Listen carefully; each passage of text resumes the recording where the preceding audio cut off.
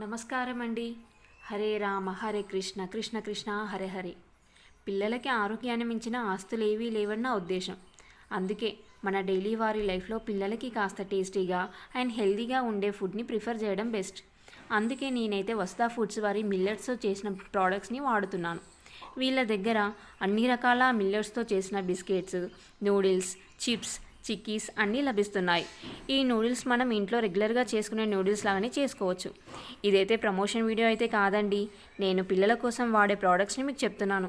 బయట దొరికే మైదా నూడిల్స్ కంటే చిరుధాన్యాలతో చేసినవి కాబట్టి పిల్లలకి ఆరోగ్యానికి మంచిది, అలాగే టేస్టీ కూడా.